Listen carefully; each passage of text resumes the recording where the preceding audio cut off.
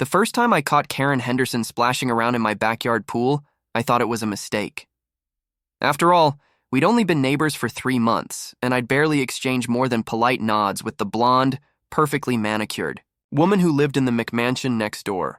It was a sweltering Tuesday in July when I returned home early from my job at the marketing firm, hoping to take a quick dip before the evening rush hour traffic made my commute unbearable. But there she was, Karen in a leopard print bikini that left little to the imagination, floating on one of my pool floats while sipping what appeared to be a piña colada from my outdoor bar. The audacity was breathtaking. She had somehow scaled my 6-foot privacy fence, helped herself to my pool supplies, and was treating my backyard oasis like her personal resort. "Excuse me," I called out, my voice tight with disbelief as I stood at my sliding glass door. "What exactly are you doing in my pool?" Karen didn't even have the decency to look embarrassed. Instead, she lowered her oversized sunglasses and gave me a look that suggested I was the one being unreasonable. "Oh, hi, neighbor," she chirped, as if we were old friends catching up at a country club. "Your pool looked so inviting, and mine is getting resurfaced this week. I hope you don't mind. I made myself a little drinky poo from your bar. You really should stock better rum, by the way." I stood there, mouth agape, trying to process the sheer entitlement of this woman. She wasn't asking for permission. She was critiquing my alcohol selection after breaking into my property. "Actually, I do mind," I said, my voice rising an octave. "This is private property, Karen. You can't just—" "Oh, don't be such a stick in the mud, Sarah," she interrupted, somehow knowing my name despite our minimal interactions. "We're neighbors. What's mine is yours. What's yours is mine, right? Besides, you're never home to use it anyway." That stung because it was partially true. My demanding job as a senior marketing manager meant I often worked 12-hour days, leaving little time to enjoy the pool I'd spent $20,000 installing the previous summer. But that didn't give her the right to treat it like community property. I took a deep breath, trying to remain civil. "Karen, I need you to get out of my pool, now, and please don't come back without permission." She rolled her eyes dramatically and began paddling toward the shallow end with all the urgency of a sloth. "Fine, fine. You could have just asked nicely instead of being so hostile." The irony of her statement wasn't lost on me, but I bit my tongue. As she climbed out, dripping chlorinated water all over my carefully maintained deck, she grabbed her towel and flounced toward the fence line where she'd apparently left a stepladder. "Thanks for the swim, Sarah," she called over her shoulder. "Same time tomorrow?"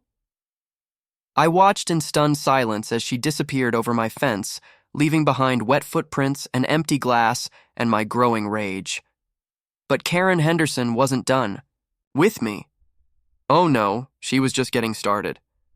The next day I made sure to leave work at exactly 5 o'clock, determined to catch her if she tried her stunt again. Sure enough, as I pulled into my driveway, I could hear splashing and laughter coming from my backyard. This time, Karen wasn't alone. Peering through my kitchen window, I saw not just Karen, but 3 other women I didn't recognize, all lounging around my pool like they owned the place. They'd brought their own floats, a cooler full of what I assumed were more alcoholic beverages, and a waterproof Bluetooth speaker that was pumping out pop music at a volume that probably violated noise ordinances. One of the women, a redhead, with an elaborate tattoo sleeve, was doing cannonballs off my diving board while the others cheered her on. Another had discovered my pool lights and was playing with the color settings, cycling through blues and purples and greens like it was her personal light show. And Karen? Karen was holding court in the deep end, gesticulating wildly as she told, some story that had the others in stitches. She'd appointed herself the hostess of my backyard, and from the look of things, she was thoroughly enjoying the role. I marched outside, my professional heels clicking angrily against the concrete. "What the hell is this?" I demanded, my voice carrying over the music. The laughter stopped abruptly, and 4 pairs of eyes turned toward me. Karen's friends looked appropriately sheepish, but Karen herself maintained her insufferable confidence.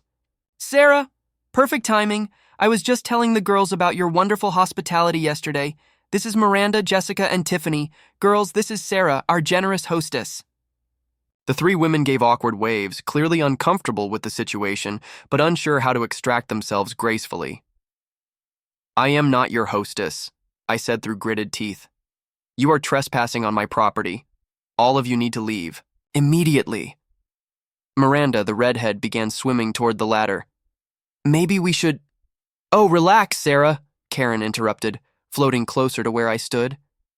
"We're not hurting anything. Besides, pools are meant to be enjoyed. You can't seriously be mad about us having a little fun. I can, and I am. This is my home, Karen. My pool, my property, my privacy. You have no right to bring strangers here without my permission." Jessica, a brunette who looked like she'd rather be anywhere else, cleared her throat.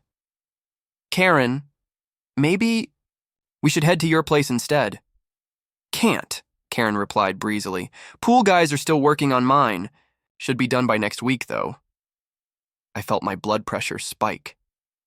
"So you just decided to commandeer mine until then?" "Commandeer is such an ugly word," Karen said, examining her manicured nails. "I prefer borrow. And it's not like you. Use it. I've been watching and you haven't been in this pool once since I moved in." The fact that she'd been surveilling my backyard habits was deeply unsettling, but I forced myself to stay focused on the immediate problem. "That's not the point. Please leave, all of you." To their credit, Karen's friends began gathering their belongings without further protest, but Karen herself seemed in no hurry to end her pool party. "You know, Sarah, you really need to learn to share. It's one of the first things we teach children. Maybe if you weren't so uptight, you'd have friends who wanted to swim with you too."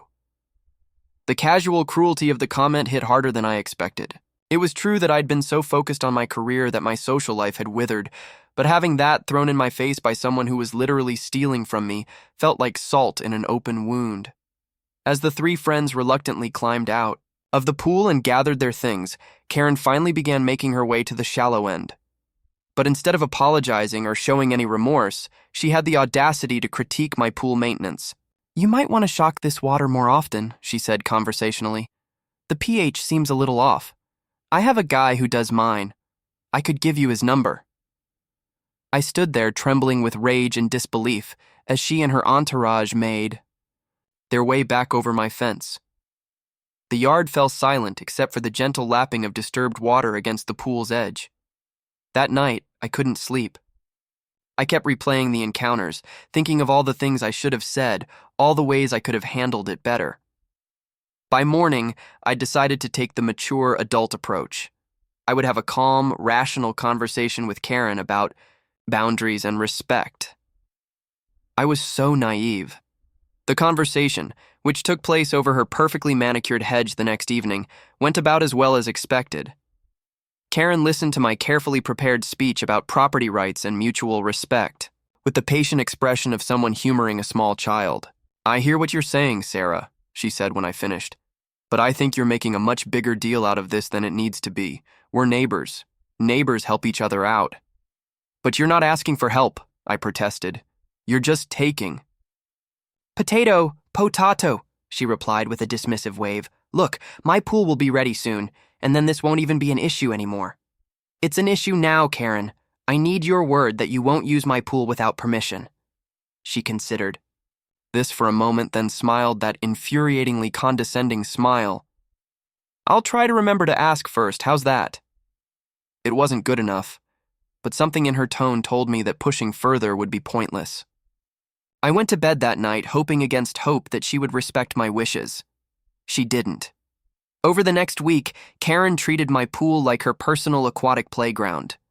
Sometimes she came alone, sometimes with friends, sometimes with her obnoxious teenage nephew who thought it was hilarious to pee in my pool, an act I witnessed from my bedroom window and that still makes me nauseous to remember. Each time I confronted her, she had a new excuse. She was just cooling off real quick. She was testing the water temperature for me. She was making sure my pool equipment was working properly, in my absence.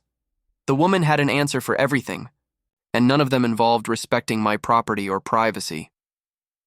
I started coming home at different times, trying to catch her in the act, but she seemed to have an uncanny ability to know when I'd be away. I suspected she was watching my schedule, maybe even tracking my car, but I couldn't prove it. The breaking point came on a Friday afternoon in early August. I'd taken a rare half-day off work, planning to finally enjoy my own pool for the first time all summer. I'd stopped by the store to buy pool floats and fancy drinks, imagining a peaceful afternoon of solitude and relaxation. Instead, I came home. Grocery stores across town. I needed supplies, and I couldn't risk running into Karen or any of her friends at our local market. The cashiers at each store gave me curious looks as I purchased industrial quantities of ice, dry ice, which required a special permit I'd obtained online, food coloring, corn syrup, and several other items that probably made me look like either a mad scientist or someone planning the world's most elaborate prank. They weren't wrong about the second part. By 6 a.m., I was back home, quietly setting up in my garage with the dedication of a military strategist. The beauty of my plan wasn't just its creativity, it was its perfect legality. Karen could trespass. On my property all she wanted, but what happened to trespassers in my pool was entirely my business, as long as it wasn't permanently harmful. The first component was simple but effective. I spent 2 hours carefully lowering the water temperature in my pool using a combination of ice and a pool chiller I'd rented from a local equipment company. The rental guy had looked at me strangely when I explained I wanted to make my pool refreshingly cold for a polar bear challenge party, but his confusion worked in my favor. By 10 a.m., my pool was a bone-chilling 45 degrees Fahrenheit, cold enough to be shocking but not dangerous. But the temperature was just the beginning.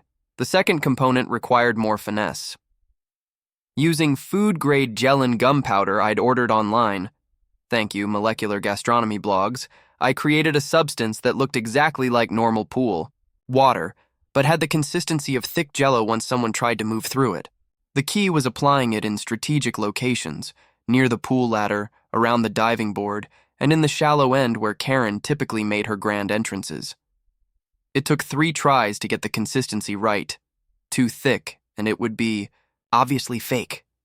Too thin, and it wouldn't have the desired effect.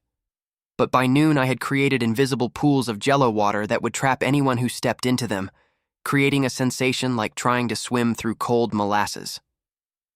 The third component was my masterpiece, frozen foam. Using a combination of corn syrup, dish soap, and food coloring, I created a mixture that would activate when it hit the cold water, expanding into a thick, colorful foam that would stick to skin and hair. I loaded it into several pool floats that I'd carefully modified to release their contents when weight was applied to them. But the real genius of my plan wasn't just the physical discomfort, it was the psychological warfare. I had spent Friday evening researching Karen's social media profiles, amazing what people make public these days, and discovered she was planning to live stream her pool day on Instagram to her 3,000 followers. She'd been building herself up as some kind of lifestyle influencer, posting daily content about her fabulous neighborhood life and amazing neighbor situation. Well, she was about to get more content than she'd bargained for. At exactly 1 p.m., Karen's usual weekend pool time, according to my careful observations, I positioned myself at my kitchen window with my phone ready to record. I'd also set up 3 waterproof cameras around the pool area, hidden among my landscaping. If this was going to be a show, I wanted every angle covered. Karen appeared right on schedule, accompanied by 2 women I recognized from previous invasions. Miranda the redhead and a blonde named Ashley, who always complained about everything. They had their usual setup: cooler, floats, speaker system, and Karen's ring light for her Instagram live sessions. "Good afternoon, beautiful people," Karen chirped into her phone as she went live, posing next to my pool like she owned it. "It's another gorgeous day in paradise, and we're about to dive into the most amazing pool situation. My neighbor Sarah has been so generous letting us use her pool while mine gets finished."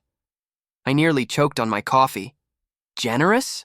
She was literally spinning her trespassing as my generosity to thousands of people online. The audacity was breathtaking, but it made what was about to happen even more satisfying.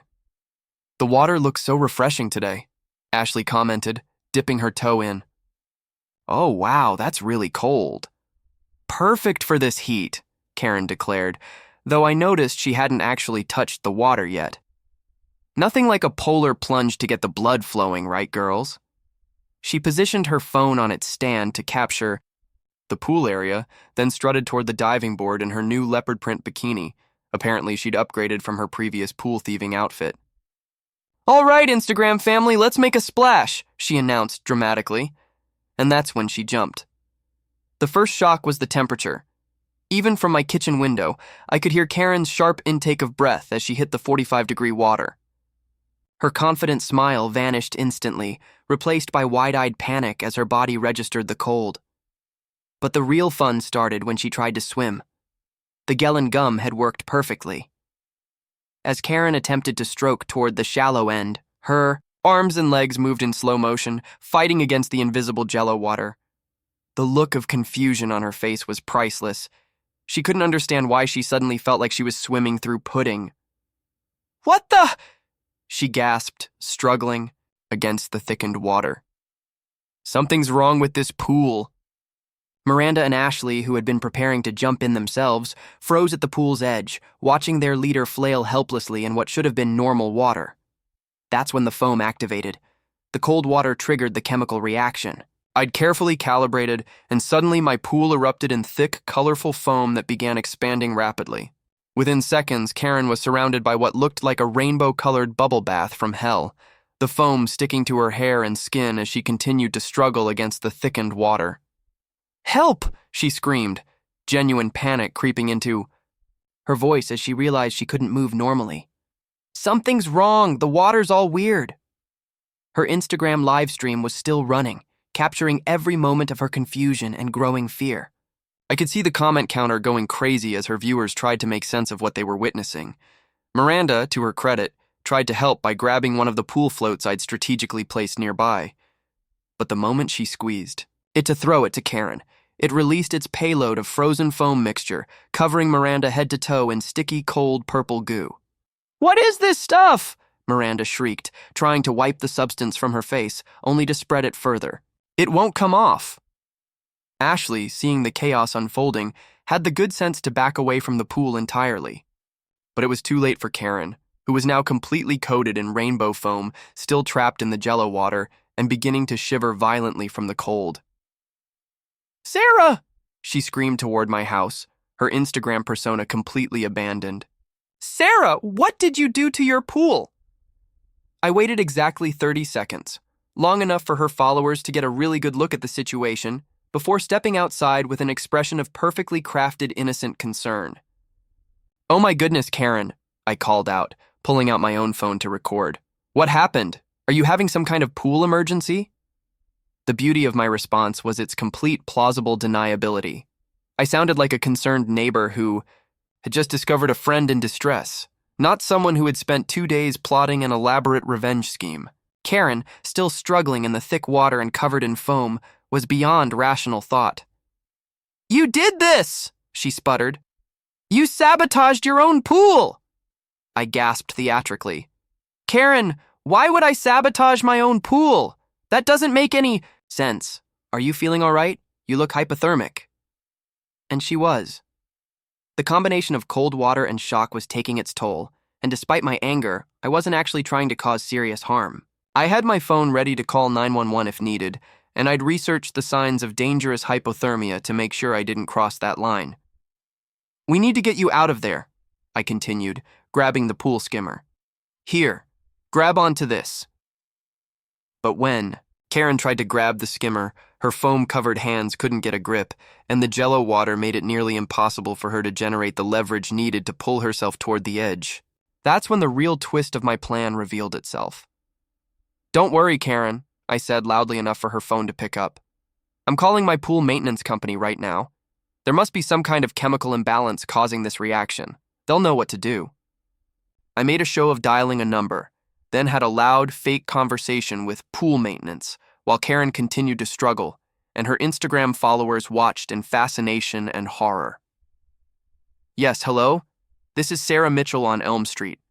My neighbor was swimming in my pool and there seems to be some kind of chemical reaction. Yes, she's covered in foam and the water seems thick." "What? You've seen this before?" "Oh no, that's terrible." I hung up and turned to Karen with an expression of grave concern. "Karen, I have some bad news." The pool company says this sometimes happens when certain sunscreens and beauty products react with pool chemicals. The foam is harmless, but very difficult to remove, and the water viscosity should return to normal in about an hour. It was complete nonsense, but Karen was too cold and panicked to think critically. Her followers, however, were eating it up. The comment section was exploding with theories about chemical reactions and sympathy for Karen's predicament. The really beautiful part was that everything I'd said was technically true, just misleadingly framed. The foam was